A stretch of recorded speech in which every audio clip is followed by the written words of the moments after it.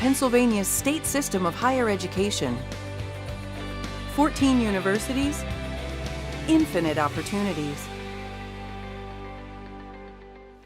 Hi, I'm Chancellor Karen Whitney. Today we're going to be talking about student success. I'm joined today on that topic by a group of terrific panelists, and let me go ahead and introduce you to them. Today we're joined with Drew Johnson, a 2016 Bachelor of Arts in Public Communication and Advocacy graduate of East Stroudsburg University. Drew, good to see you. Thanks for having me. Thank you. Hey, and we're also joined today by Justin Leader, a 2005 Bachelor of Science in Biology and 2007 Master of Science in Exercise Science graduate of California University. Nice to see you, Justin. Hey, thanks for having me. You bet. And Stephanie Franks-Helwich, the Dean of Graduate Admissions and Global Online at California University. She's also a 2003 Master of Arts in Social Science graduate of CalU as well. Hi, Stephanie. Hello, thank you for having me. Absolutely welcome, you guys. Hey, let me start off with you, Justin. Tell us a little more about yourself. So, I am Vice President of Business Development for a firm here in Harrisburg, Pennsylvania, benefit design specialist. But if you rewind back, I'm an adopted kid from Bedford, Pennsylvania, who just happened to visit California University, and I ended up loving it, enjoying it, getting my undergrad there, and I was easily convinced to stay for another 2 years for a master's degree. Wow. But pleasure to be here today. Well, great. Good to hear it. And Drew, tell us about you. Well, let's see. My name is Drew Johnson. I'm a recent graduate of East Stroudsburg University. I currently live and work in Philadelphia as a paralegal at the District Attorney's Office in the city. Been there for about a year and a half now. I got hired just out of graduation. I'm able to work with juveniles in the city, help out with prevention tactics, get them on the straight and narrow. It's good to be here. Thank you for having me. Wow, that's important work. Thank you. Yes, ma'am. Let me ask you, Stephanie, talk to us about the work that you're doing at CalU. Well, California University of Pennsylvania has been offering online program offerings for more than a decade, and our online program platform has provided alternative pathways for the non-traditional adult learner who is trying to balance and juggle schoolwork, obstacles that typically stand in the way of individuals achieving their education. So we've developed our online program suite around high priority occupation and workforce demands in an effort to forge new and alternative accelerated pathways to workforce entry, enhancement, and career advancement opportunities. And we're very excited about an initiative that we launched back in December of 2015 called Finish Line Degree Completion. And that initiative was stimulated by the Lumina Foundation's goal of 2020-25. And it took a look at the 1.2 million Pennsylvania residents who have some credits but no degree, and assisted them in attaining their degree in a more expedient, accelerated way with a number of support mechanisms that we were able to put in place. And since that launch, we actually have awarded more than 82 degrees in the Finish Line Degree Completion Initiative. So we're very excited about that opportunity to help our students advance their education. That's very exciting. It's terrific to hear when we're organizing ourselves in ways where we can meet students where they need us. So thank you guys very much. Well, now we're going to take a quick break and go visit Westchester University. I'm Tony Wheeler. I'm the Dean of the College of Business and Public Management at Westchester University. The Business and Public Management Center here at Westchester University is the premier facility on campus. You could go anywhere in the country and not find a better facility than we have here on campus right now. And that goes from the construction and design of the building to the technology that we have, to the way we utilize the space. But from every indication we have from top to bottom, this facility, this building is elite.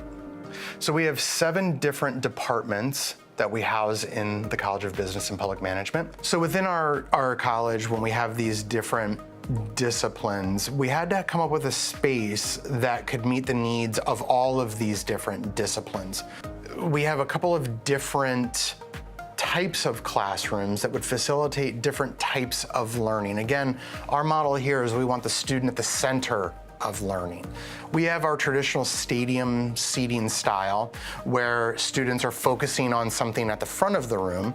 We also have hybrid classrooms where at first glance it might look like it's a stadium style seating, but what you'll see in some of the rows is circular tables where the students can move from traditional stadium style to then breakout space. So we don't have to have students moving chairs or going into different rooms for breakout, the students actually can get the breakout space embedded in the class. One of the new technologies that the building incorporates is Ramcast. So the students can actually remotely plug in, so through Wi-Fi, they can actually connect to a screen. And the faculty member then, as he or she is teaching the class, can have their own computer synced with a monitor, but then call up each student's monitor. So what that does is it enables a lot of flexibility, and it enables our students to become more adaptable to what they need to demonstrate in terms of competencies or what they're learning or what's being asked of them. I think every person who comes through this college, whether it's a student, whether it's a faculty member, or whether it's a visitor, the two things I think that they're going to walk away with, one is collaboration. This building is designed and built to facilitate and foster collaboration. So when our students leave here, they'll understand that it's not just about what they know, it's about how what they know plugs into a larger group of people to create something bigger than just themselves. So primarily, I think our students will all walk away with that. But the second thing is, again, this idea of critical thinking. The collaboration enables students to develop their critical thinking skills. So the space in and of itself creates an environment where our students will walk out of here better collaborators and better critical thinkers.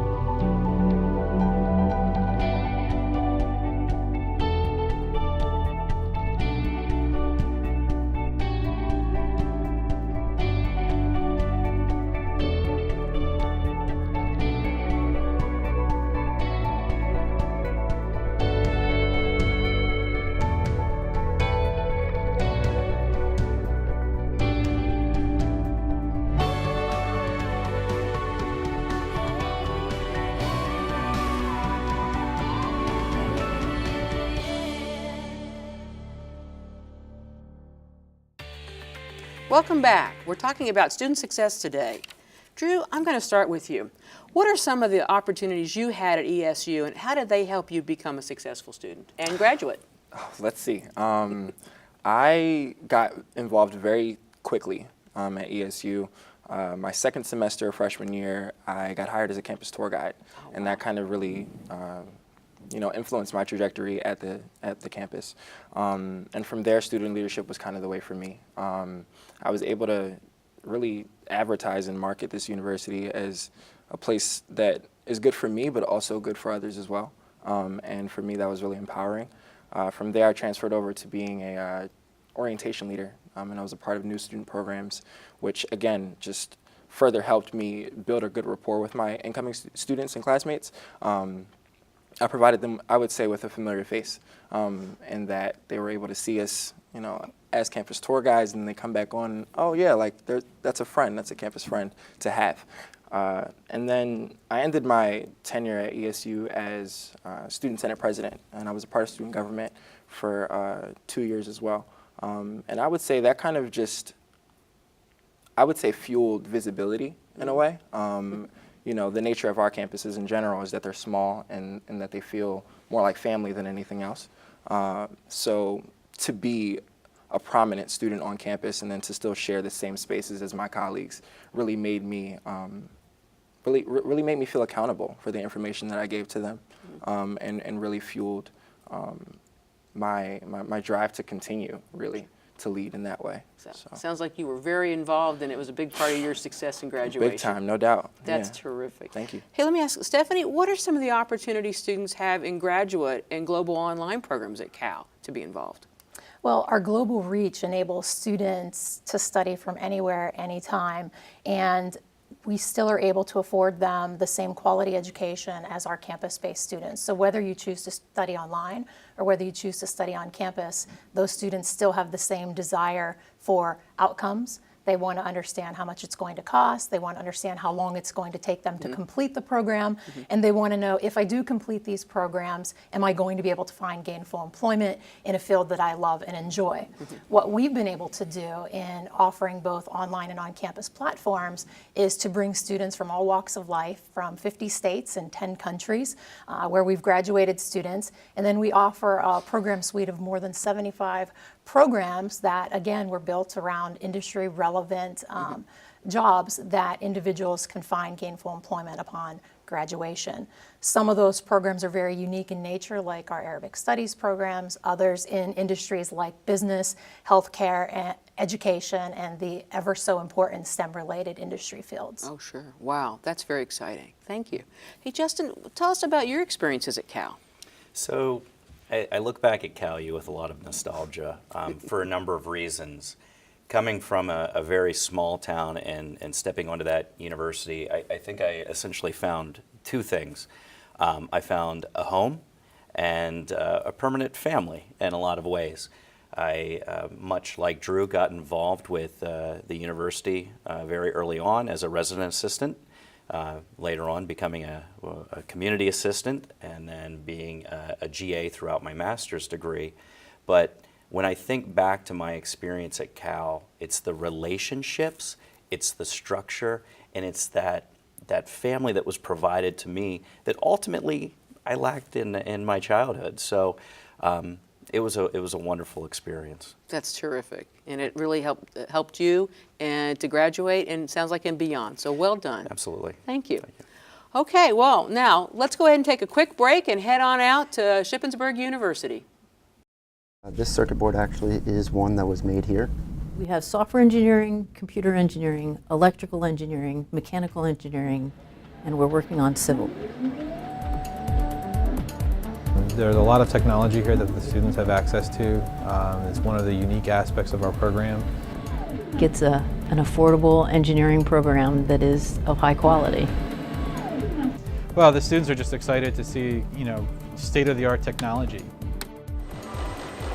It's just absolutely crucial for students to be able to see how this works and be able to take that experience when they transition into a job, so that when they graduate, they'll be actually able to lead the way in whatever company they go to. I want to change it too. And change that 10 seconds to like 2 seconds. But it's not until you get to sit down and you have your hands on with the material, you see what goes wrong and how to fix it, and oh, I didn't expect this, but we can fix it this way. It's priceless. They love it. The big thing is answering the question of like, what if? Or, what if we did this? Or what could I do? And what can I make? It's just the limit of their creativity. And that's really exciting. That prepares them so that they can go out and do internships and projects with companies that we're partnered with. But we have a pretty strong relationship with Volvo. So we're working on a compactor that is going to use electric motors to increase the productivity of the compaction. So those relationships that we have with industry help our faculty stay up to date, keep our courseware up to date, so that our students are ready to go. But this is sort of the next step in that. We're looking at, we understand the theory of operation of these devices in isolation. How do we put them into a bigger system? That made it worse, so we're going to change it back and see if it actually... And getting to troubleshoot those sorts of issues, those integration issues, is different and challenging and exciting. Our students are behaving as real engineers while they are students. And 3 and 4 is what we're going to change. To see sort of these systems and to be able to derive knowledge from these people who have been working on these things in particular for a decade or more is enlightening. Those students come back from the internship and have stories, and they enrich the classes that we have. This would still be at 5 volts because you're on the 5 volt rail side of the room. It's priceless. Just having that sort of real world experience before the real world just makes it that much better. The students who graduate from our programs get jobs. Just being able to walk in and say, oh, well, I've had experience hitting these roadblocks, here's how I got over them. I mean, you're ready to go. Because they are ready to work, and there are employers who come back to us every year because they know the students who graduate from our programs will be ready to do the job. Welcome back. We're here to talk about student success. So Justin, how did your time at Cal U help you grow in your career? So I've thought about this from a lot of different angles as I've gone into my career. The educational component of any university is obviously the foundation of why you're there, right? The experience with Cal U in general, and then my experience as an RA and meeting with other state schools, I found kind of one underlying commonality. And it was a structure and those relationship tools that helped me succeed above and beyond the education that was provided to me. So if you look at me, my undergrad was biology pre-medicine. I have a master's degree in exercise science, and I'm a healthcare consultant to employers. So while I take parts of my education and apply it in my professional world, it's really the network that I built. It's the community that was involved with me and my well-being and my life, as well as the people at the university in, for example, student government or student affairs that believed in me and why I was there, that helped me to propel into my career. And honestly, I don't think I could have got that at any other university. Wow, that's terrific. Thank you. Yeah, no problem. Hey, Drew, what was it like for you transitioning into the workforce, given the opportunities that you had at ESU? Yeah, just to piggyback off of what Justin was saying, I think that the community and the network piece really propelled me to new heights that I wouldn't have gotten at any other place for sure. For me, just being so involved, I had to constantly remind myself and my colleagues, remember your purpose, forget your position. And it started to kind of become a mantra of sorts. And walking into interviews right out of college, the things that people would bring up, interviewers would say, it would have a lot to do with like my award section in my resume. And it's the one place that I hardly ever really pay much attention to or really have stories or anecdotes to share about. I walk into the DA's office and the hiring manager says, "So tell me about this Male Feminist of the Year award that you received." and I said, I didn't even know that, that would have been notable, really. But to know that I went to a school that allowed me to make that kind of mark and then to be recognized by my peers in that way too, really it really does share and show that story about what ESU did for me. Sure. For sure. Well, they really prepared you. That's terrific. Yes, ma'am. Yeah. Hey, Stephanie, what is the support structure like for students at Cal U? Well, it's very exciting to see and hear the responses from both Justin and Drew in relation to their experiences, because their experiences are truly what we hope to accomplish and provide as far as support is concerned.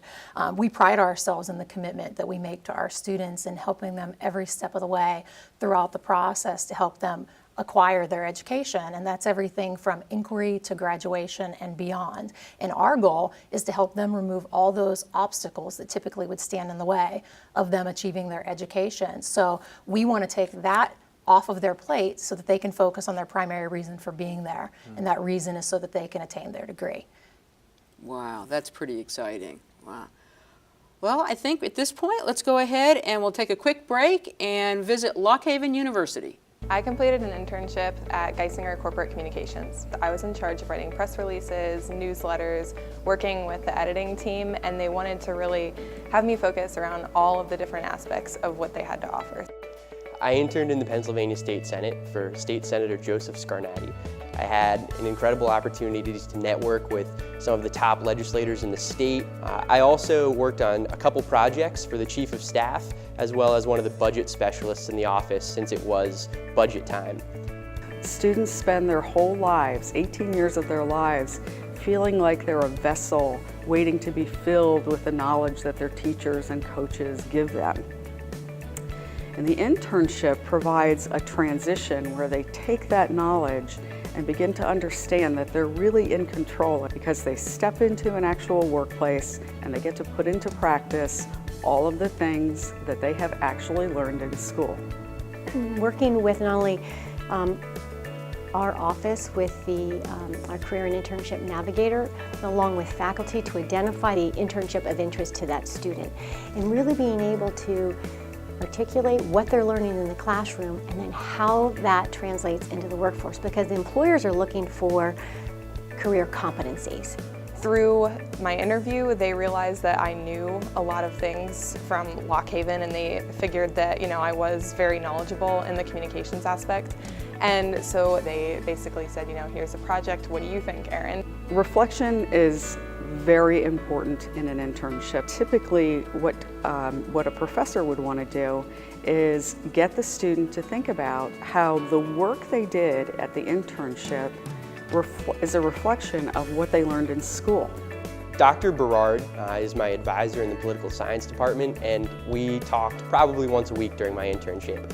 A lot of students don't realize that about 60% of the new hires at any given organization in 1 year will be drawn out of the internship program. The experience at Geisinger helped shape my plan for graduation because they actually told me to come back when I graduated, first of all, because I was such, I acted like a leader in the Geisinger community, and my work was very well performed. Before my internship, I had kind of always planned on just going straight to law school. The internship really opened up my eyes to legislative work. I really would love to go back to the Senate and serve as a staffer for a little while and then hopefully go to law school later on. The university is very intentional in creating or facilitating the students' personal and professional growth, preparing students for what they're learning in the classroom and articulating that into the real-world experience. So it's really a university initiative.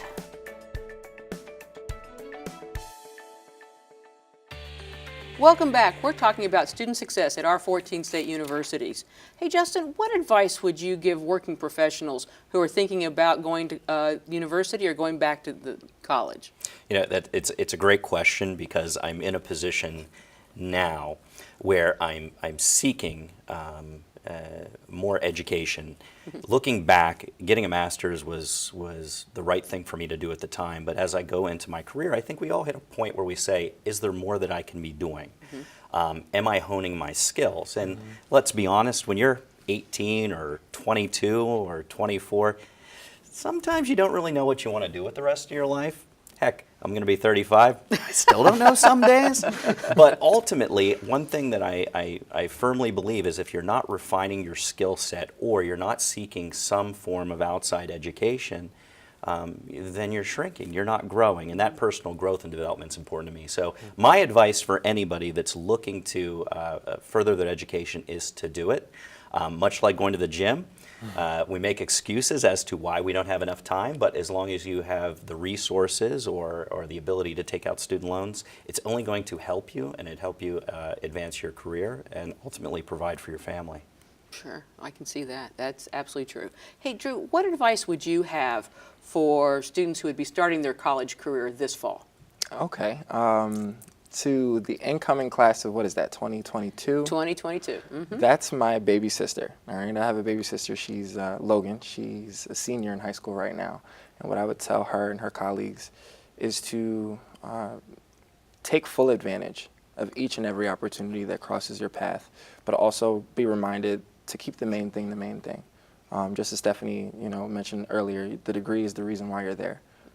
So just keep that in the back of your mind, but don't shy away from newness, from diversity, from things that seem foreign to you. That's where I made the most memories for sure. When you least expect it, right? Indeed. Yeah, absolutely. Well, hey, Stephanie, why should students take advantage of online programs offered at our universities? Well, What's your pitch? It's certainly an exciting time for our universities in that I think that the students have an opportunity to study at a state system school, and in that state system network of schools, they can receive a quality education at an affordable cost in a variety of high demand fields that we've made available to them to enter the workforce sooner and to come out with less debt. I think those are some of the most important things that students are looking at when they're looking at choosing a school. And if they can choose a school based on those factors, and we're able to provide those factors to them in a network of schools throughout the state system, I think that they should take a look and let our student outcomes speak for themselves. Success of our students is most important. So if you had to sum it up and give your sister or your best friend or neighbor advice on the one thing to do to be successful in college, what would it be? Ooh, number one? Number one. My goodness. Stay focused. Okay. Justin? Keep an open mind and an open heart. Stephanie? Never stop learning. Ask questions. I love that. Yes, good. And be involved. Be very, very involved. I think the thing you've told me today is the more you put into your college education, the more it'll give back to you. Wouldn't you say that's the case? I mean, you've all talked about being very involved and being very active and how it's contributed to your success today. Well, please know that you all are very successful and we're very proud of you, and thank you for being here today. And thank you all for taking the time to listen and learn more about our 14 universities. Come back next week to learn more of the infinite opportunities at the state system's 14 universities, or visit us online